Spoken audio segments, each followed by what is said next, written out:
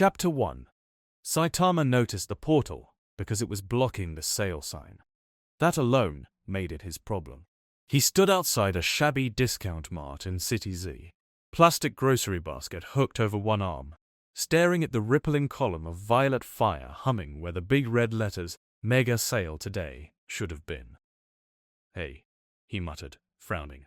"That's in the way of half-off beef." The portal crackled, throwing out hot wind that ruffled his yellow jumpsuit and flapped his white cape. The air smelled like ozone and burning metal. A nearby light pole shook, then bent as if bowing toward the distortion in space. Around him, people were screaming and running.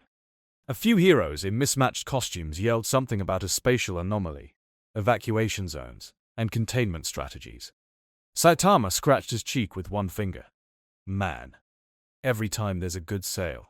He glanced up at the store windows, where handwritten signs promised absurd bargains. Buy one, get one free on eggplants, discounted leeks, 90% off hose-out noodles. His heart ached. The weird portal flared brighter, widening like an eye opening. A horned, armored shape stepped half through from the other side, then froze.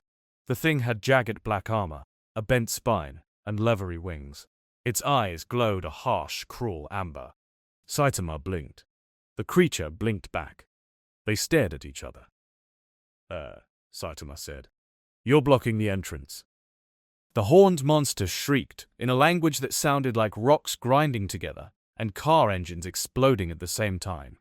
Behind it, more shapes crowded close. Other winged horrors, silhouettes in the fire. Someone behind Saitama yelled, "Run! It's an invasion!" The nearest armored monster tried to shove the rest of the way out of the portal. Its clawed foot touched the asphalt, cracking it. Smoke hissed from its armor. Saitama's brows drew together in mild annoyance. He stepped forward, took a casual stance, and flicked his finger at the monster's forehead. The creature's head evaporated. There was no dramatic explosion, no drawn-out scream. One instant the thing was there, and the next it was a smear of drifting dust and scattered armor. The body collapsing back into the portal like a puppet whose strings had been cut. Everybody went silent. Even the portal seemed to stop humming for a heartbeat. Saitama looked at his finger. Pretty squishy. The monsters on the other side recoiled, screeching and flapping their wings. A few shoved themselves backward into the violet dark. Others shrieked more loudly. The portal flared angrily. More of the creatures surged out anyway, forced by some will behind them that would not tolerate retreat. 10, 20, 30 winged horrors pushed into City Z in a wave of jagged metal and leathery wings. Jeez, Saitama sighed. Really? They swarmed him from all directions. He punched once. The street, the sky, and the front rank of the invading force split into meat, silent absence. A cone-shaped hole carved itself through the portal, shearing parademons, fire, and darkness alike into nothing. Fragments of armor fell like shredded tin cans. The portal spazzed. The edges glitched, jumped, then snapped back wider and brighter than before, as if some invisible hand on the far side refused to let it close. Saitama shaded his eyes with one hand.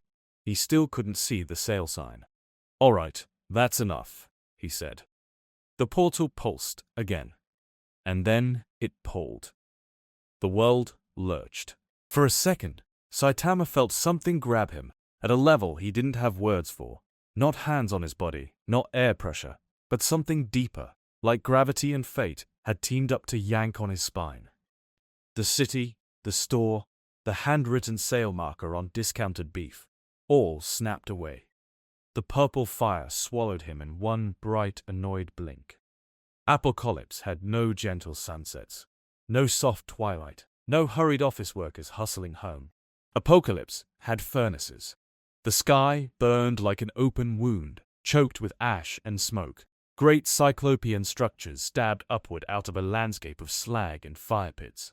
Factories groaned and roared, their chimneys vomiting black steam that smelled like hot iron, oil, and despair. Rivers of molten rock cut through the ground like stars, lighting everything in bloody orange.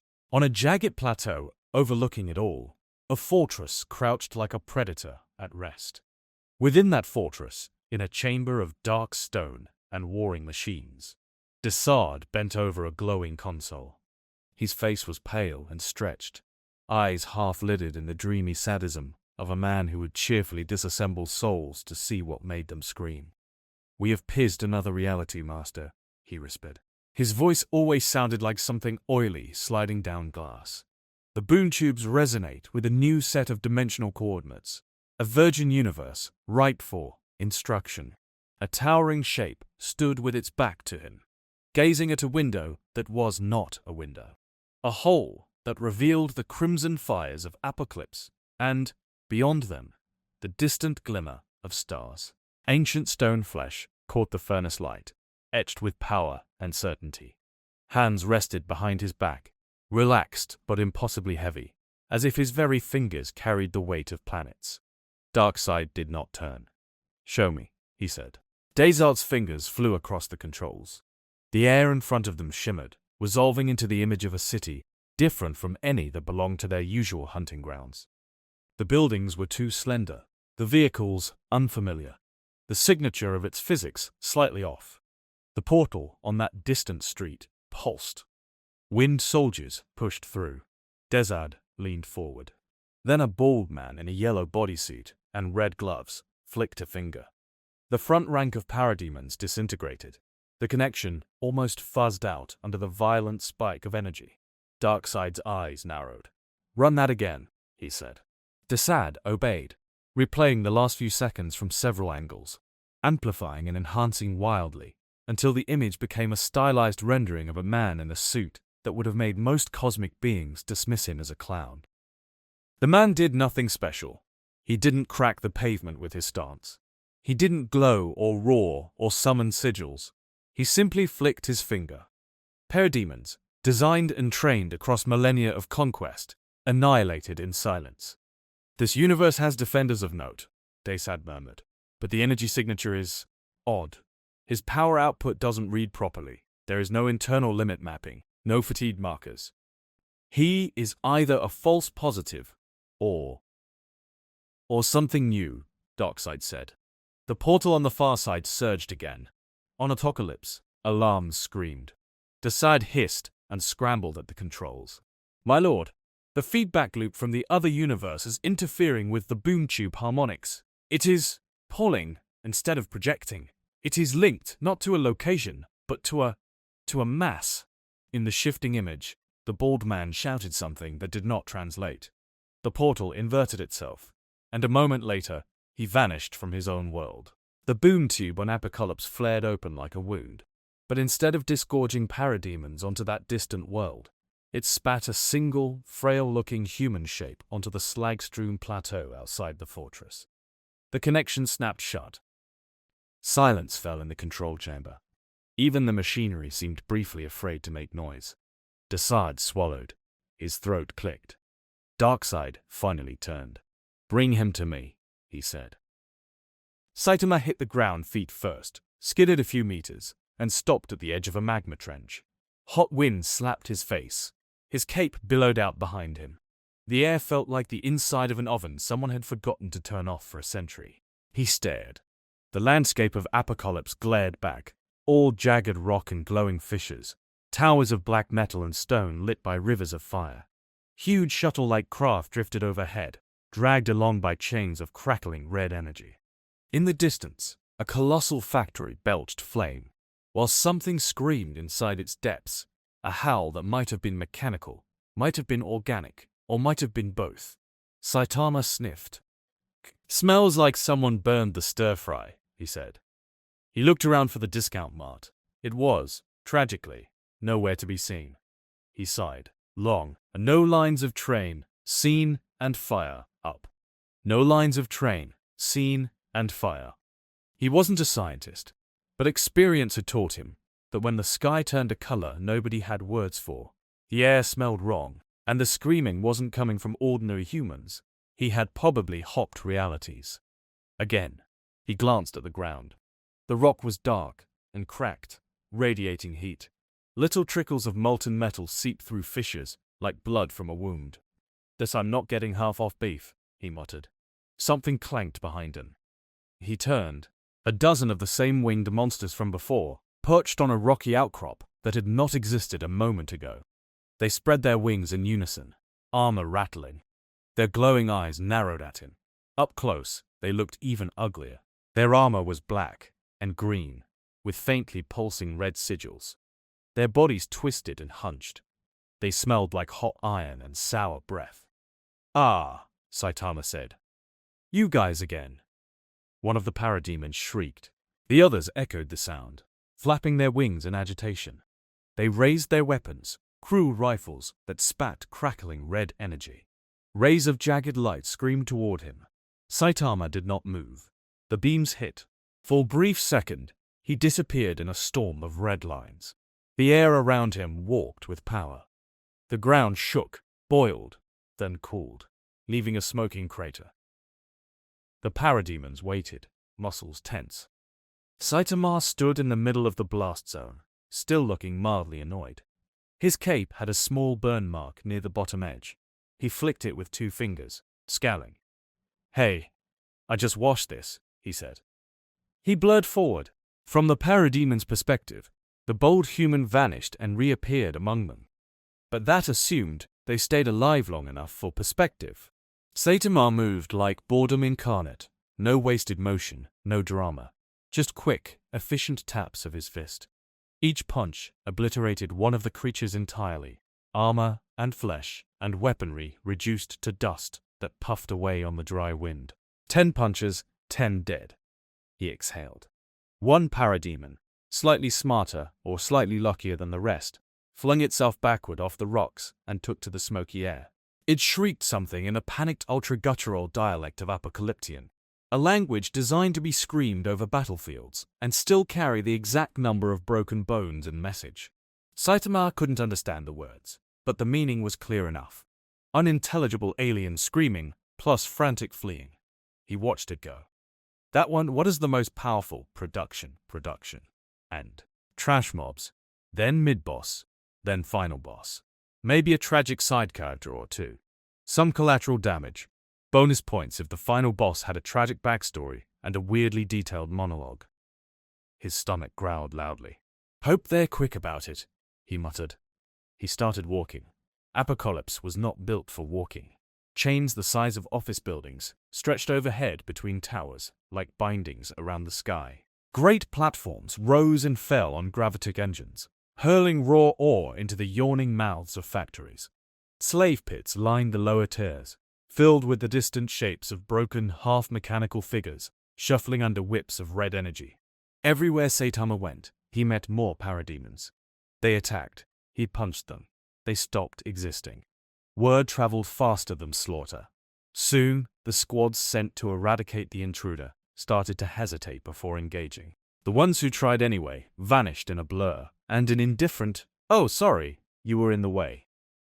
The 4th time, he accidentally punched a parademon through a wall and into a smelting pit half a kilometer away. Saitama looked at his gloved hand and frowned. "This is getting repetitive," he said. He stopped at the edge of a massive square carved into the rock, overlooking a manufacturing yard where war machines like tanks, crossed with torture devices, rolled along assembly lines. Some of the workers down below glanced up at him. Their eyes glowed faintly under metal circlets. Chains hung from their limbs. They looked away, as if afraid to even truly see him. Saitama rubbed the back of his head. "Is this like some villain's home base?" he wondered aloud. He'd seen his share of layers. Underground bunkers, sky fortresses, dimensional vaults, giant fortresses shaped like skulls or fists. This one felt different. Not just evil in the cartoon sense, but deliberate, industrialized, efficient misery. He didn't like it. He was debating whether to jump down and start wrecking things, or keep wandering until someone important showed up, when the air in front of him went hard and bright. Red energy lines traced themselves through space, forming a complex geometrical pattern that burned itself into existence. The lines twisted inward, turning into a rectangle outlined in raw power. Darkness deeper than the surrounding air filled the space inside the frame. Saitama squinted. Another portal. He tensed, ready to punch whatever stepped out of it. What stepped out of it was tall. Not superhero tall, not a few centimeters above average. This was statue tall, monument tall. The figure who emerged filled the portal frame and then some, his head almost brushing the energy lines until they flickered and widened as if out of respect. He wore a simple tunic-like armor of deep stone grey, carved with lines of power that hinted at unimaginable age.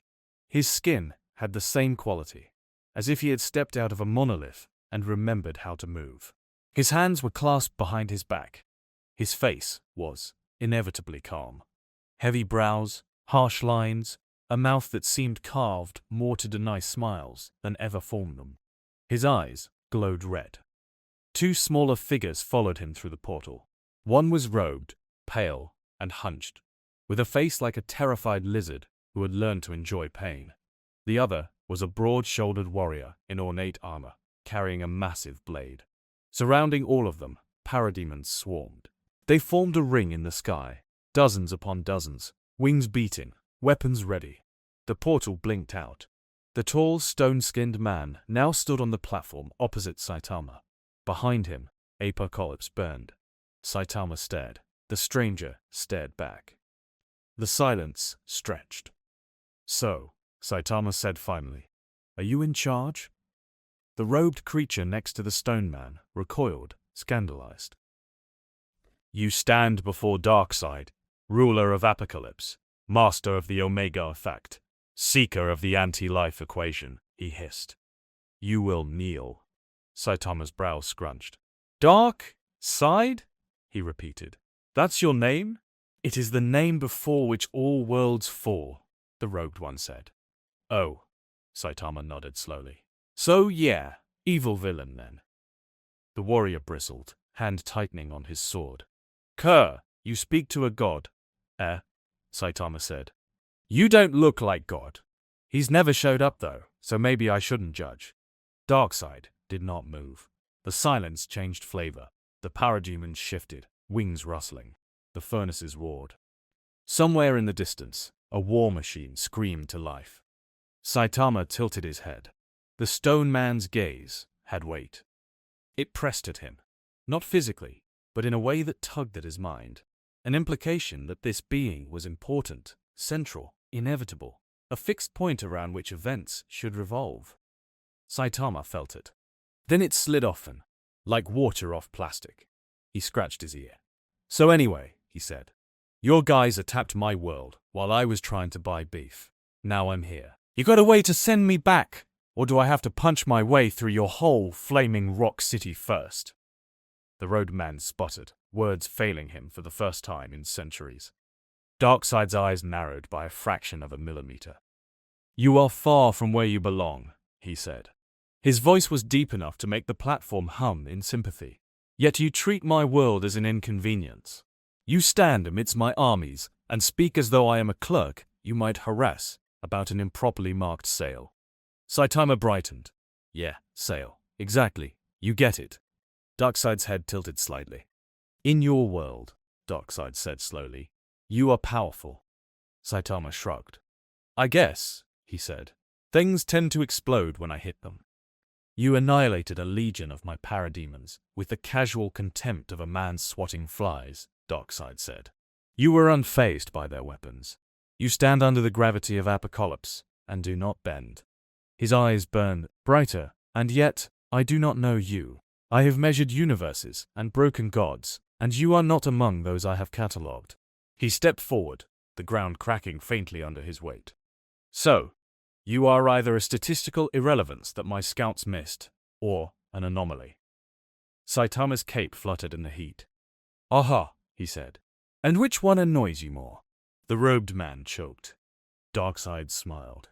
It was a small smile, and terrible. "The anomaly," he said.